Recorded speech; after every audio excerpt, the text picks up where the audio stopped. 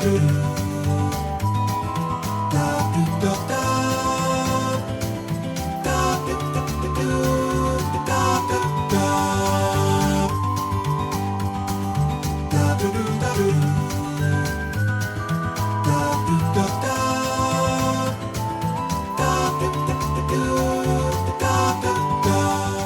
is going on, everybody? My name is Eric, and you're listening to the Unlockables podcast, the story of video games, the people who play them, and the memories made along the way. I'd like to thank you so much for tuning in, wherever, whenever, in time and space you may be located. I hope you all had a wonderful Christmas time, holiday, break from work, whatever it is. I hope you were able to enjoy it with friends, family, loved ones, got some gifts, got some time off to recharge before we are heading into the year 2024. I cannot believe that we are already heading in to 2024. This year seems like an absolute blur, as all years have seemed since the pandemic. I think time has just sped up. It's been absolutely insane.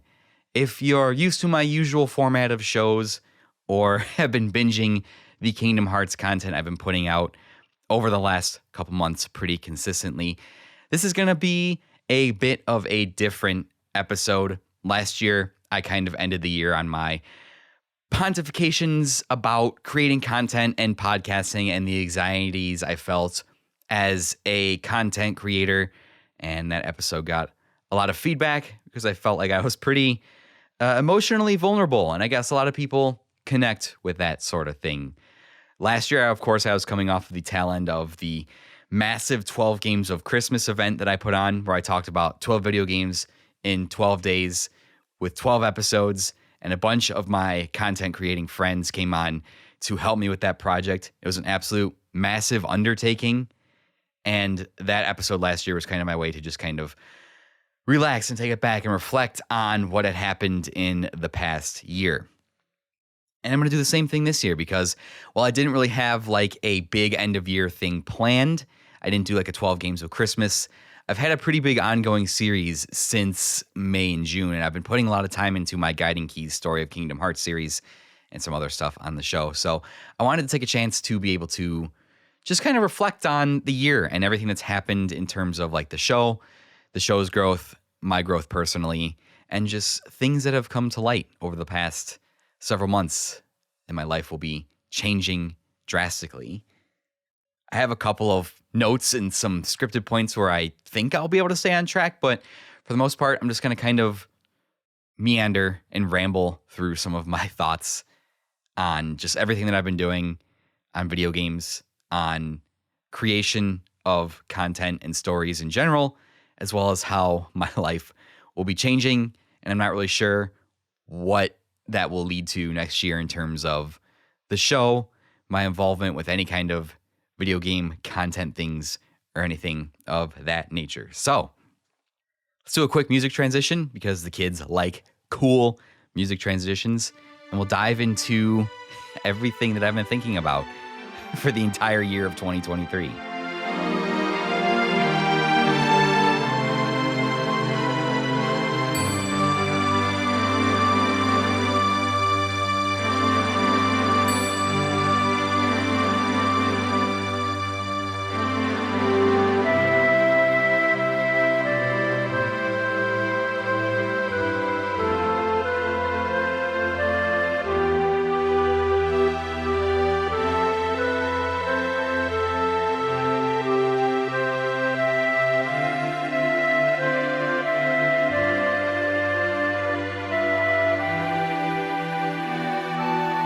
So for the Unlockables, entering the pretty much the second full year of the show's existence, like I said, I kind of got burned out at the end of 2022 doing the 12 Games of Christmas. That was a absolutely massive, huge undertaking, kind of my end of the year, game of the year event thing that I did. I didn't do anything like that this year because I was too busy working on life stuff and working on Guiding Keys, the story of Kingdom Hearts. I'm trying to feverishly finish up that series, and we'll touch on that here in a couple minutes. I didn't do like a big Game of the Year celebration or anything like that. If you want to know what my Game of the Year is, it's Baldur's Gate 3. It's not even close. In a year of fantastic video games, Baldur's Gate 3 was so far and ahead the best video game to come out this year. It's unbelievable. Maybe I'll do like a thing on it. I don't know, but everybody that's been singing the praises of Baldur's Gate, it's 100% true as to why those praises should be sung. It's a fantastic video game by Larian Studios.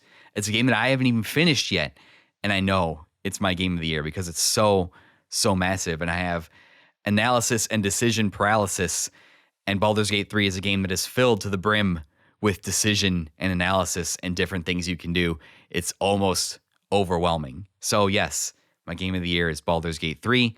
That's all the time I'm going to spend about talking about it. I'm sure you'll hear Baldur's Gate 3 talked about on a lot of other Game of the Year, End of the Year celebration episodes. A lot of people that can cover it better than I can. So go and listen to those. In terms of the year starting off, 2023, I was on hiatus for the first couple months of 2023 because I was trying to build a backlog of episodes, and I was trying to build a, I guess, base to which I could feel like the momentum of the show could carry me forward, and then I wouldn't feel stressed every week trying to produce and put an episode out to fulfill the grinding content machine to be able to stay relevant, right? You have to produce something. I mean, podcasts, it's generally advisable to do an episode every single week. So I spent the first couple months trying to get ahead. I had like 8 to 10 episodes banked, and I started working really hard on my Guiding Keys series. And something else I did too was I launched a Patreon for the show that I had a bunch of extra content on, a couple different tiers, and a lot of you guys very generously and graciously supported that initiative. And it was, I still thank you guys so much for that. The money I got from that, I was able to get an upgraded microphone for my show. So all that money went right back into supporting the show and the content creation I do. So thank you guys so much for that. It's still unbelievable that people were willing to give me money for doing this sort of thing. And it was a decent number of people. So thank you guys. You know who you are. I won't mention you here, but you know who you are. And I really appreciate that. And things were going well for a couple of months there. I'd say probably March through end of June was the biggest growth for the show I'd ever seen, and biggest growth for a podcast that I'd ever done. And this is like my 3rd or 4th podcast that I've attempted to do now. And I never experienced any kind of growth or numbers or influx of listeners like that ever in my content creating career. So I really felt like there was a lot of great momentum built up in the first quarter of the year. I was on the right path. I had stayed ahead of schedule. I was making new episodes. I was keeping things scheduled ahead of time. And I was in a really, really, really good place with my content creation, with the show, getting people on the show, talking about certain things, telling the story of video games. It felt really good. It felt like the hard work I was putting in was paying off. It felt like I was on the right path. It felt like people were really responding to what I was putting out. And it was just a really good feeling. I mean, at the end of the day, I do this for me, and I use this as kind of like a creative outlet to talk about the things that I want to talk about. But it does feel good when people recognize the work you are doing and listen and engage with you in that manner. So that was just a really, really great experience. Now, as those of you who followed me through the course of the year know, that this did not last and could not last, because I quickly discovered, as I was doing my Guiding Keys series, that first of all, I did that series because it was a game series that I really, really wanted to talk about. I felt like it was a game series that was misunderstood by people who are outside of the community, and I wanted to do a comprehensive series playthrough, review, breakdown of everything in that game so I can make it more approachable for anybody that was curious about it. And just to kind of start off, a lot of the things that Kingdom Hearts gets accused for are unfounded. The stories aren't really that complicated. If you play the games, you can understand what's going on just fine. I think people are just turned off the fact that when people are like, where should I start in Kingdom Hearts? It's like, well, you should start from the beginning and play all of them. People don't want to do that because they're like, oh, I only want to play 1, 2, or 3, or I don't want to play any go out of my way to play any of the side games or any of the stuff like that. I just want to play the main numbered titles, right? It's like a lot of people play the main numbered Final Fantasies and nothing else. And I understand how that's kind of how gaming has become today, where you're able to kind of pick up any kind of title and play it. But Kingdom Hearts is unique amongst the video game landscape in that it demands that you play the entire series, and it demands that dedication from you. And a lot of people are really turned off by that. And it got a bad rap when Kingdom Hearts 3 was coming out, because between 2 and 3, we hadn't had a major Kingdom Hearts release in over 10 years, a major numbered title on a console in over 10 years. It was actually 13 years by the time that Kingdom Hearts 3 came out. And the landscape of video games had changed so much in that time between Kingdom Hearts 2 and Kingdom Hearts 3. We saw the rise of the content creation and the YouTube essays and the streamers and the short form video and all that kind of stuff that didn't really exist when Kingdom Hearts 2 was last on a major console. And so, of course, to fulfill the content machine and the content generation and the need for likes and all this kind of stuff, a lot of these big content creators who just play anything that's kind of like the buzz of the moment is like, oh, Kingdom Hearts 3. And Kingdom Hearts 3 did have its moment. It was a big deal. It was the first numbered Kingdom Hearts title in over a decade since the PlayStation 2. So that was something that people were going to pick up and play and try and generate for content and views and stuff like that. And so, of course, all these people that aren't inside the traditional Kingdom Hearts fandom picked up Kingdom Hearts 3 and were like trying to play it. And it was like, I don't get this. This doesn't make any sense. This is a silly Disney baby game, all this other stuff. And of course, it's the conclusion to almost 2 decades of complex Final Fantasy-esque storytelling. No, of course you're not going to understand it because you didn't put in the time that the series asks and requires of you. So, of course, all these people with these big platforms are like, Kingdom Hearts is dumb. Kingdom Hearts is stupid. It's too complicated. We don't understand what's going on. It's a baby game. It's a silly Disney game, blah, blah, blah, blah, blah. And all these loud megaphones kind of amplified the concerns that the community and I had about these big people playing it for just to feed the content machine.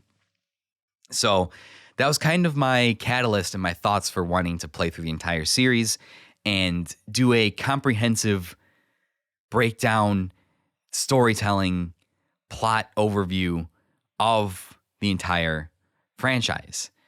And in 2021, I was able to get out Kingdom Hearts 1 and Chain of Memories before 2022 rolled around. And as I started working on my favorite game of all time, Kingdom Hearts 2, I realized that in order to do these in a way that I felt satisfied, they required a lot of work, weeks of work, hours every night. And you might think, well, it's just podcasting. How hard could that be? And my method for making these guiding keys episodes was I would play the game in its entirety, and I'd spend a significant amount trying to do a lot of the extra side stuff, not just play through the main story, but fully experience and delve into the game on multiple difficulties and all this other stuff. So I would do my playthrough and make my notes based on the introductory information of the game, when it came out, who developed it, the scores, just kind of the general industry overview stuff, and then my general thoughts on the game and the gameplay. And then I would do my development history on it, and then I would do the biggest, meatiest, chunkiest portion of the episodes by far, which is the story portion. And the way I would go about recording and doing notes for the story portion is I would literally Google on YouTube Kingdom Hearts all cutscenes and watch a 3 to 6 hour, however many cuts. Like, there are a lot of cutscenes and storytelling in Kingdom Hearts. And I would literally watch along and write down every plot point and try to form that into a cohesive bullet point narrative that sounded natural that I could read on a podcast and go through and do it. And sometimes even write little essays or paragraphs or narratives about the story. And then I would spend 15 to 20 minutes at the end of the episode wrapping up everything and tying everything together. And then by the time I had 2.5 to 3 hours of audio recording, I would go through and trim that down and put it into the different sections that you've come to know, my initial thoughts, the gameplay, the development history, all that stuff. And then I would get to the story, and I would have to I really wanted to use the voice lines and the cutscene audio from the games to enhance the storytelling. So I'd have to find out where best that would fit and kind of chop all that up, go back to my video recordings, extract the audio, all that stuff. So it became a very labor intensive process to do something that I felt did this series justice. It's something that I love so much. So I was going to put my all and my effort into it.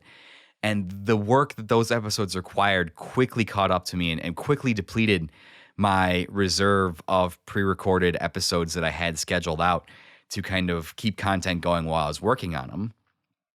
And it was kind of in the middle of that summer push that I realized that I wasn't striking a balance with my passion and my life and my responsibilities, right? How do I balance my passion for creating things around the thing I love with my work life, with my family life, all that kind of stuff? And it quickly became a very, again, a big point of anxiety and stress. I kind of got caught in the content grind machine where I was like, I have to put something out every week. I have to stay top of mind. I have to be constant. I have to put out little posts and ads and all these things to kind of make sure that people remember about my show.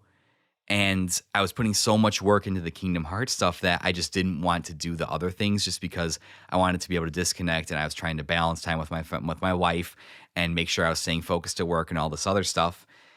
And it really caused me to kind of stomp on the brakes and realize, hey, I'm kind of doing this for the wrong reasons, right? I'm doing this because I want everybody else to have something of me to listen to. I wasn't making it for me. I was making it for other people. And I really kind of stomped on the brakes and was like, hey, you got to stop. You got to reorient your life. You know, you aren't doing this. Like, my intention for the show is my pie in the sky, like, dream for the show that it could eventually, like, one day financially support me and I could get a job talking about video games. Like, yes, I absolutely 100% did want that because I love games and I want to be able to work with them in my everyday life. But that's just not realistic with where I am in life right now. And I was operating under the assumption that I was going to make it big and have this big show and get all these views and downloads and listens and ad opportunities and all this stuff. And I was like, I have to put something out every single day so I don't lose this audience that I built. And I put a lot of pressure on myself to, like, make sure I had guests coming on the show and spending hours every single night working on the Kingdom Hearts episodes. It was a lot. And I wasn't balancing my life in a way that was conducive to my other responsibilities. You know, I found at work that I was thinking about the show and not focusing on the things I needed to do at work. And I found that at home, you know, I wasn't giving my wife the time that she needed or deserved because I was like, oh, I have my life together. I can work on this now. And that's not really fair. And that's not really how a relationship works. So that caused me in the middle of June to kind of say, hey, I put out a post that said, hey, the show's not going anywhere, but in terms of frequency, in terms of weekly stuff, that's not what you're going to get from me anymore. It's not possible.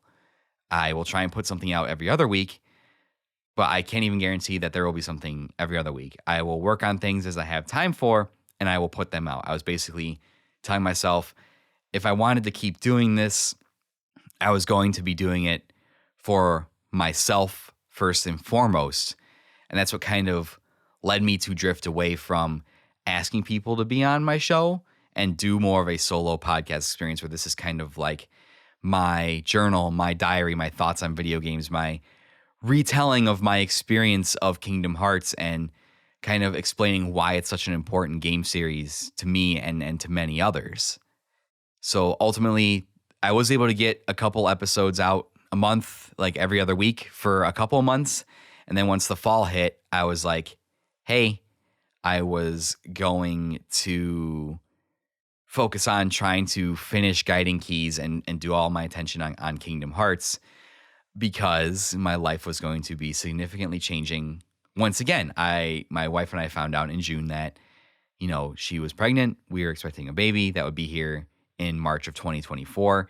And so that really caused me to reevaluate all the things I was doing and I was like, hey, if my time is just going to become more at a premium, what would I rather be doing? Would I rather be having people on my show to tell their stories about video games, or do I want to finish what is basically the defining story of my life with video games and Kingdom Hearts and try and finish that before the kid comes. Because when the kid is here, I'm really going to have a premium. My time's going to be at a premium for at least a couple of weeks, and I probably won't be able to work on this in the same fashion that I've been able to over the last several months. Once again, there was an introduction into my life of something else that I was going to have to figure out how to balance. And that's when I made the YouTube video that I share with everybody saying that, Guiding Keys would be the final episodes for the Unlockables for the foreseeable future, just because I felt like that was a great way to wrap up my story of video games. Kingdom Hearts has been with me for my entire life, and I've always found myself playing it at very critical, important moments in my life, whether that's intentional or just subconsciously, I don't know. That's just kind of how it's been. I mean, I've told you guys in my Kingdom Hearts 2 episode how that game was a comfort to me in hard times throughout my life. Kingdom Hearts 3 kind of closed a chapter on my life where everything that happened after Kingdom Hearts 3 has just been such a blur. Like after I played Kingdom Hearts 3, I met my wife. We bought a house. We're starting a family together. So Kingdom Hearts 3, it really is this kind of bookmark or signpost in my life where it kind of ended this previous chapter. I mean, I finished Kingdom Hearts 3 when I was 28, and it really kind of closed this middle arc of my 20s where I had grown up and changed a lot as a person. And now here I am replaying these games from my childhood, after marrying my wife and settling down, and now we have a kid coming in. So it's just, again, Kingdom Hearts is serving as a signpost in my life for a major milestone, and I'll probably won't play them again until my kid is old enough, and I hope that my kid is interested in playing them, because I would love to play and share that experience with them together. Trying to find that balance and figuring out what that looks like. It's not saying that the Unlockables will be over forever. I have found a joy and a passion in creating these things that I don't want to ever give up. It's helped me become a better speaker. It's helped me sharpen my editing skills. It's helped me become better at different kinds of content creation, which I ultimately need for my job being a marketing person. But it's also just kind of a way for me to talk about the things in video games and think about them in a different light than I never have before. So it's not the end-all, be-all conclusion ending of the Unlockables, but the show is going to wrap when I finish Kingdom Hearts Guiding Keys, for a while at least, until I determine what's next and what the future of content creating looks like. I also got, and this is going to the next point, so that was finding a balance. The next one I have written down is drowning out the discourse. I also found myself this year playing games with the focus of viewing them through the lens of the podcast, right? Like I was playing these games because I wanted to have something to talk about on podcasts, on shows, whereas video games have always been for me like a distraction and an escape and a comfort from real life. And when that lens shifted, it started to make me not enjoy video games as much, and I actually became kind of annoyed with the video game community in general. Shocking, right? Because oftentimes the loudest of them are often the most annoying. And that really kind of hit a fever pitch, especially to kind of being the Kingdom Hearts guy. And in mainstream video games, Kingdom Hearts is kind of like memed and looked down upon and made fun of. It has that kind of discourse around it. And I found myself in the unique position. I would say that my video game tastes and opinions align with probably a majority of what opinions on video games are. I don't necessarily have like any kind of like hot takes and be like, Ocarina of Time is shit. It's the worst game ever made, blah, blah, blah. I don't have any kind of hot takes like that or anything, but I did find myself on the opposite end of the discourse than I normally do with two specific games this year. The first was, of course, Fire Emblem Engage, and the second, of course, was Final Fantasy 16. And those experiences just kind of like exhausted me and kind of robbed me of the joy that I felt playing these two games that I was very highly anticipating this year. The first because I think the Fire Emblem community grew so much from Three Houses, and I loved Fire Emblem Engage because it was a departure from Three Houses. It was a return to form for more old school Fire Emblem players like myself, and they brought back a lot of the old systems and the weapon triangle and all that kind of stuff. And there was really a focus on the core gameplay systems and optimizing your team and optimizing your characters rather on that relationship building aspect. And over the years, Fire Emblem really has become about that relationship building aspect. And so there was a lot of criticism like around the story, and there was so much noise about like this Fire Emblem sucks and the characters are bad and blah, blah, blah, blah, blah. And it made me feel real bad about playing it and enjoying it, because I was like, is there something wrong with me? Is the fact that I'm enjoying this game mean that like my tastes are bad? Because as an old school Fire Emblem player, like the mechanics and the gameplay are fucking incredible. The mechanics and the gameplay of Engage blow Three Houses out of the water. And that's not a one-to-one comparison, because I know Three Houses was going for something different. It was going for something more approachable and more customizable, so that you could do basically whatever you wanted with whatever people you wanted.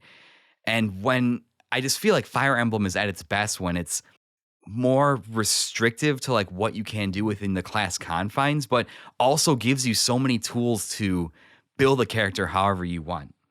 In terms of Final Fantasy 16 as well, it was a game that I very, very immensely enjoyed this year, very much. And all I got whenever I was like on Twitter looking for people to talk to the game about was just like this like screaming negativity of how bad this game was. And, you know, every Final Fantasy ruins Final Fantasy, and, you know, Tetsuya Nomura catching strays, even though he wasn't even involved in Final Fantasy 16. I unabashedly loved every single moment that I spent with Final Fantasy 16. It's a fantastic game.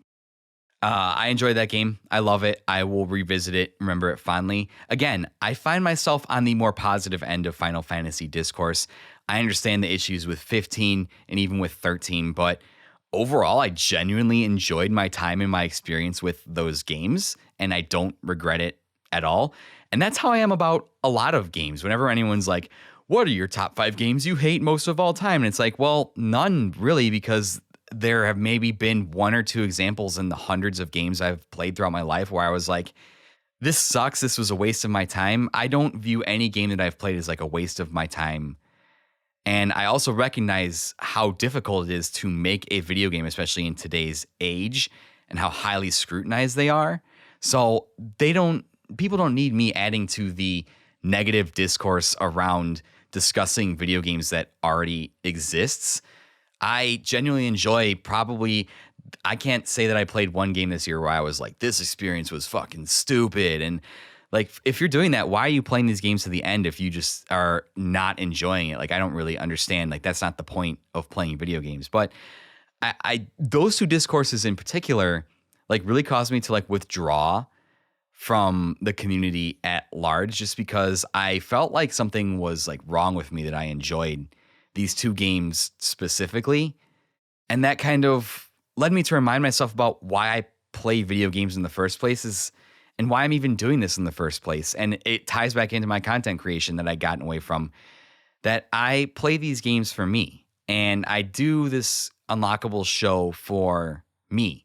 Ultimately, at the end of the day, I don't really care what anybody else thinks about said game, and I shouldn't take that personally, because at the end of the day, the only opinions that matter are my own opinions to me. And I kind of gotten away from that because I had this thought in my head. I'm like, well, I'm part of the video game content creating community now, so I have to be able to justify my opinions and like fight back against people and like win the argument that this game is actually good, blah, blah, blah, blah, blah, or whatever. And no, I don't have to do that. I don't have to justify myself. My tastes are my tastes. And so I kind of withdrew towards the end of the year. I kind of started spending less time on social media, especially when I was playing games. And even the numerous Discord servers I'm in, I just kind of took a step back, because I just found that the unrelenting barrage of must-have takes and opinions about video games is just kind of exhausting. And I was tired of it. And I didn't enjoy it. I didn't enjoy how I felt every game I had to play had to be viewed through this lens of critical, objective analysis and strained through this grinding content machine to juice out whatever content and unique points I could make out of it, which isn't many, because the moment a game comes out, every single take that could possibly be made about the game is probably made within the first couple of days. So yeah, I really disconnected heavily from the social media and community aspect of video games the last half year. And to all the people whose Discord servers I'm in, I apologize for that. I apologize for you tagging me in things and me not responding. When I look at Discord and I see all the white dots and red notifications, it kind of overwhelms me because I'm just like, how many different conversations and hot takes and points around video games am I going to be looking at, trying to clear up all these dots and keeping up with the conversation? I just kind of really didn't see the point in it anymore because it was putting me in such a bad headspace about the things that I loved. So I really focused on the last 6 months of playing the games I wanted to and playing them because I love video games. And I feel like the content I put out reflected that. I put out a pretty combative piece about Final Fantasy, probably one of the most positive pieces about Final Fantasy 16 you'll ever hear. After some experience with the community with Super Mario RPG, I put out a pretty positive, one of the more aggressive pieces I've written about why Super Mario RPG is so great. And I just started putting out stuff that I felt like, hey, this is my opinions on why I love these games. I don't really care what anyone else says about them. And I feel like that's when I really kind of found my stride and found my joy in creating the things that I wanted to. I wasn't doing this so I could fight with people on the internet about which games are good and bad. If people are entitled to their own opinions, but just know that if you're coming to me for an opinion or a piece on a video game, it's more than likely going to be on the more positive side. And I'm not going to like sit here and like rip it down and view it through like this strictly objective critical lens that we've taken to force on every single video game. It's like every video game that comes out must be viewed through this objective lens so that we can squeeze the scientific truth and meaning out of it for our content, which leads me to the next thing that I really started thinking about over the last 6 months and kind of ties into the discourse was this ongoing conversation of subjectivity versus objectivity when talking about video games, right? And this has become interesting to me because I'll just say it right off the top. I don't think there's any one right objective way to review and talk about a video game. There's just not. And anybody that's telling you, oh, video games should only be reviewed objectively and there should be an objective way to review a game that is set against a set group of standards that all games must adhere to is just completely not true. It is not possible to do this because there is no, if you want video games to be accepted as an art form, which they absolutely should be, and which is something we've been fighting for a long time, art does not appeal the same way to everybody, whether that is music, whether that is drawings, whether that is paintings, right? I can walk into an art studio and look at a painting on the wall where it's just like a red square with like a paint splatter on it and be like, this is low effort. Why is this art? I don't get it. But that art might appeal to somebody in a different manner because there are 8 billion people on this planet and nobody has the same frame of reference or experience in which to be able to objectively evaluate that piece of art. And if you're boiling your viewpoints down to this, every opinion I have must be an objective opinion about video games, it's very kind of utilitarian and kind of defeats the purpose of playing video games in the first place and talking about video games in the first place. And the second half of this year is really the direction I've kind of tried to reorient my show in, right? It's that if you're coming to listen to a piece of my content, it's not going to be an objective analysis of a video game based on a certain set of criteria. It's going to be subjective and viewed through the lens of my personal life experiences because video games are unique in this medium in that they are an interactive storytelling medium that are able to connect with us in a way that written stories, books, word of mouth stories, TV, movies are not able to because we are directly controlling the thing that happens on the screen. I'm currently reading Adam Moore's book, Fight Magic Items, I believe it is, about the history of Dragon Quest, Final Fantasy, and the rise of JRPGs in the West. And I just got to this. I'm very early on in the book. I just read the section about how Yuji Horii created Dragon Quest and his desire to take the gameplay systems of an old game called Wizardry and wrap them around a storytelling device that was able to tell a story that connected with the character playing it, because I tend to subscribe to his belief about video games as to what they are as a storytelling medium, and that they are able to connect with us so much more intimately because we have direct control of what is happening on the screen. And it's that connection to that story and those emotional elements that are being told are really what defines playing a video game for me. And that is my subjective lens crafted through my life experience and my life of loving different types of stories that have been told. But this big push to be able to identify video games as like an objective thing, I feel like kind of misses the point, because if you're trying to force video games into this objective critique that fits this mold, that kind of defeats the point of arguing them as being art, because then they're not art anymore. And if they're not being made for that purpose anymore, then they're entertainment. They're not art. So what do you want them to be? Do you want them to be art and subjective, or do you want them to be entertainment and objective? And I'm very much on the subjective train, that everybody who plays every video game is going to feel about that game differently. And I think the more unique experiences that we voice and have about a video game, the better our conversation can be around them, rather than talking about this game is 60 FPS and runs at 120 hertz and is 4K and it looks very good, and anything less than that is not a video game because video games look stupid when they're 30 frames per second. It's like you can't even tell. The human eye can't even see that high. But anyways, I digress.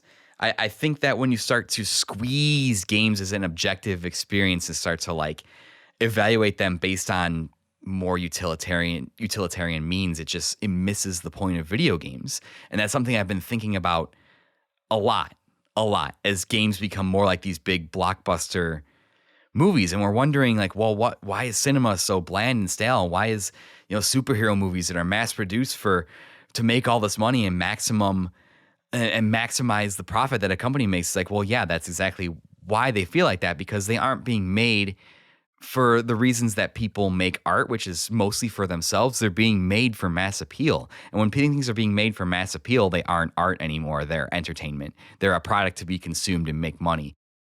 And there's a very stark contrast between the way you evaluate things that are made for the right reasons and things that are just made to squeeze money out of people. And people should be able to make money out of their art. People that love designing video games should be able to make money. That doesn't inherently make it bad.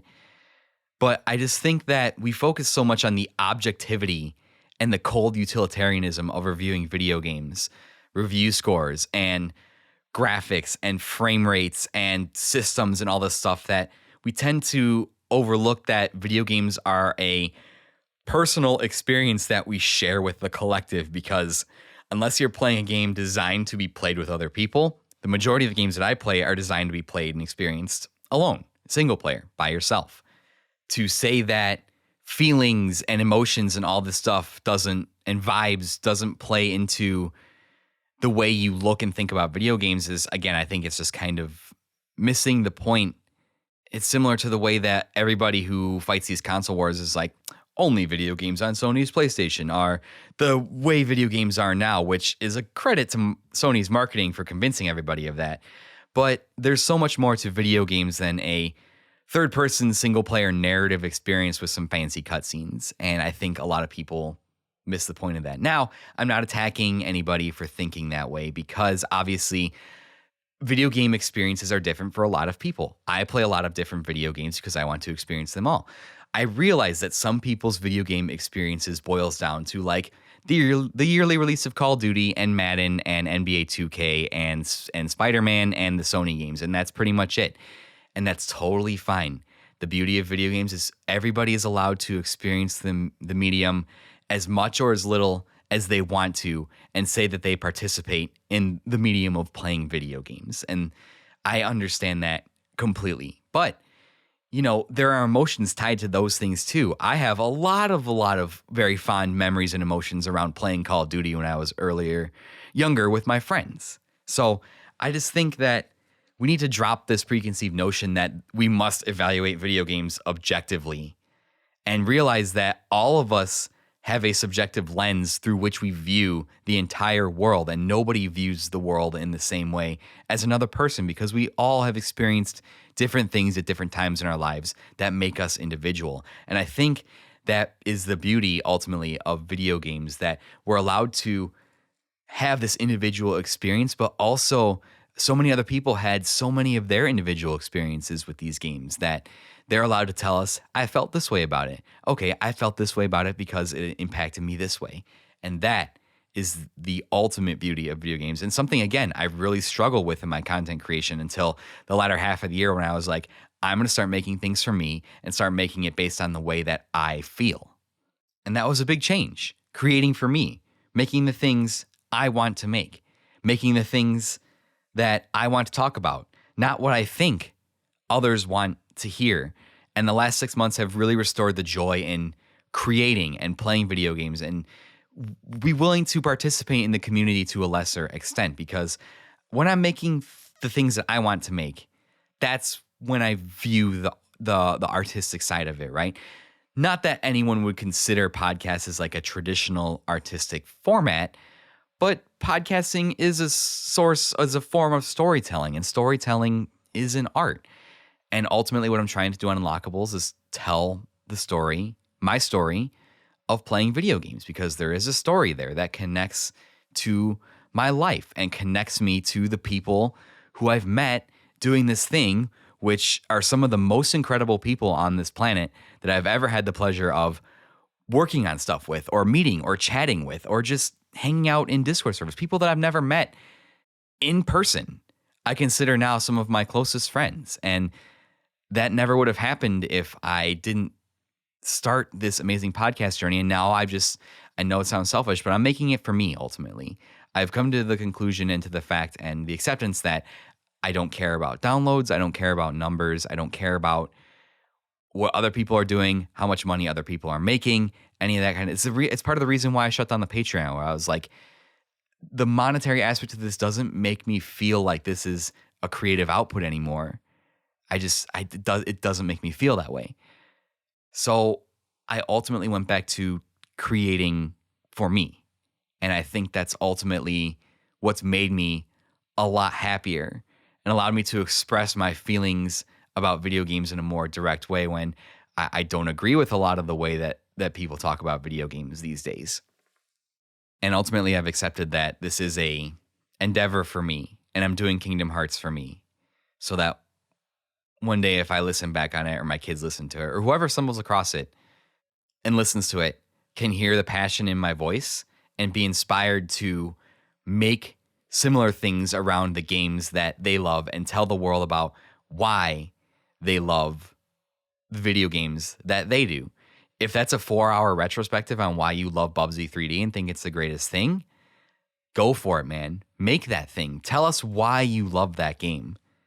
There's so much like homogenization and consensus around X game is good, X game is bad, without consideration as to why these things are said, how the game was made. But I want to hear the story of the person who puts out the 4-hour retrospective on why they love Bubsy 3D. I don't want to hear, the 47th critical analysis of Ocarina of Time and why it's the best video game of all time. That episode's been made. I want to hear the stories about why people love the games that they do. That is really what drives me. And that's really what drives me as a creator to share with the world about why I love Kingdom Hearts and the games that I love. Creating for me. Once you create for yourself, I think that it is incredibly freeing. And I've been more at peace with the things that I've made since I've started doing that. I'm sorry, again, I don't mean to sound like critical or like I'm attacking anybody. This episode came from a place of passion, and I hope you can hear it in my sickness riddled voice that I'm very passionate about this thing.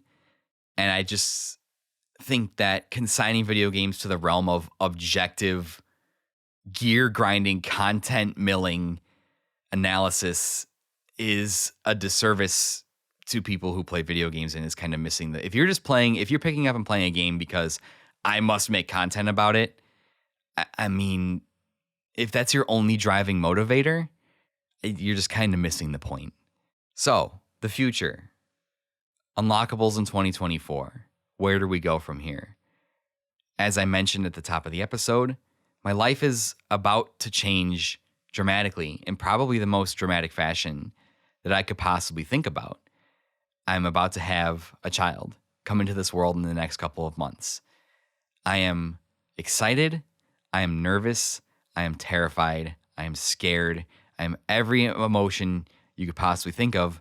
I've probably felt it in the last 6 months as I've watched my child grow inside of my wife's belly. Ultimately, where does that leave me, the future of my content creation and stuff? I don't ever... Guiding Keys, I'm really rushing to conclude Guiding Keys around the time my son is born. I just think that's poetic. Ending the show, ending that series with the birth of my child as another major milestone in my life would just fit so many themes of my life and fit how Kingdom Hearts has fit into my life as a game, as a series, as a story. It just seems appropriate. So I put out a video teasing the rest of the series, and I announced that the Guiding Keys would be the final episodes of the Unlockables. Whether or not that's a permanent hiatus, whether or not the show closes down, whether or not I come back to post other things and tell the stories of other games that have had an impact in my life, I honestly don't know. The Guiding Keys series are a lot of work to put into an audio-only episode. I mean, it's almost the level of, if I'm doing that, should I be doing it in some other format? And I don't know. Podcasting seems like a medium where it's very conducive to put things out every week or every set number of days and have a consistent schedule. I am not going to be able to have a consistent schedule unless I was to switch to something like talking about current events in the industry, which I think there are a lot of great people who do so many incredible fucking podcasts covering the news and the problems that the video game industry faces today. I don't feel like I could do a good enough job where I could give my unique spin on telling that story. I wouldn't want to do anything less to my standard, which is my standard is Guiding Keys. The level of creation that I put into those episodes, I feel, is the level of creation I now have to put forth in my episodes. After March, for the foreseeable future, there will be no activity on the Unlockables podcast feed. I don't know if a return of the podcast is in the future. I don't know. I have ideas for things I'd like to do. I probably wouldn't do anything as expansive as Guiding Keys. I'd probably focus on individual games and writing more well thought out pieces around those games and how they connect to me and the things that I love about them. So it is possible I go that route, but it's not going to be every week or every other week or even every month. I'd have to see what that looks like. I have thought about switching gears for my content creation and using a different medium for storytelling. I've been watching a lot of great YouTube videos, and I've been wanting to expand my abilities in video editing more. So I've considered maybe doing like 20 to 30 minute pieces telling the story of video games with a YouTuber video component. Not doing like these hours retrospectives, because I don't want to do that. I don't have the time to do hours of retrospective, but maybe just 20 to 30 minutes of a video that I can work on over the course of a month or two and then put out when I feel like it's done. I feel like YouTube is less aggressive. It'd just be a better option for me to continue to put out things that are just maybe have a little bit more to them. If I'm going to spend all this time creating a story or creating a podcast, like why not add a video component to it? I've also thought about utilizing more short-term stuff. I've dabbled and put up a couple TikTok videos and that kind of stuff. And I've thought this would be a really cool way to be able to quickly make little bits and just kind of share some stuff about video games that I love. And I haven't done that in a while just because TikTok seems very intimidating with the number of people that can discover your videos and just yell at you in the comment section. And I don't know if I'm entirely ready for that yet. If any videos were getting any traction at all, I've had some videos that have like 30, 40 comments on them.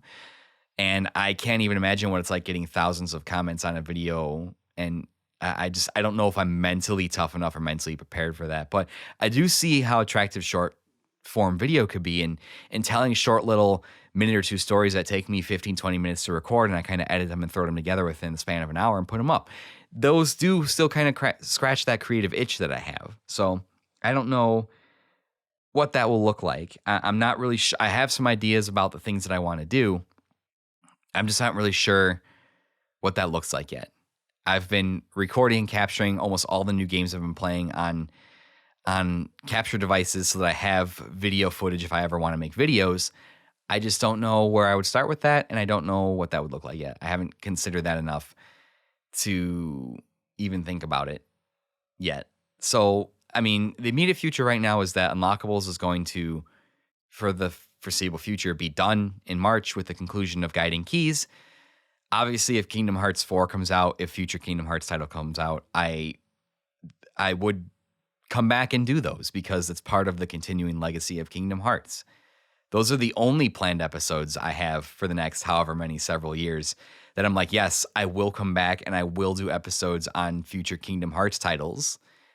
But other than that, I haven't figured out what the rest of this looks like yet. And that's just kind of where I'm going to leave the future. I'm going to enjoy some time with being off with my son and my wife and figuring out what our family dynamic is and watching the kid grow up. And I'm very, very excited for the moment when my son is old enough that I'm able to play video games with him and experience what he likes. And hopefully I'll be able to introduce him to some of the games that I love. And hopefully he won't crush my dreams by saying, Dad, this game is old and sucks.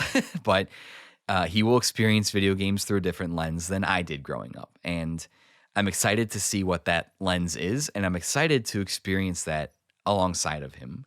And I'm excited to experience what it's like having a family of 3 instead of 2 and seeing how my relationship with my wife grows even more now that there's a baby in the mix. So those are the things that I'm thinking about in the immediate future. And I'm sure video games will always be there as a way for me to decompress and turn my brain off and forget about the stresses of the day. It's just going to come through a different lens now, and we'll have to see what that is. I think for now, I think I've rambled on enough in this episode, and just wanted to say thank you guys so much for being an inspiration and for everything. Until next time, until 2024, until the end of Guiding Keys, always remember, it's not just the story of video games, it is the story of you.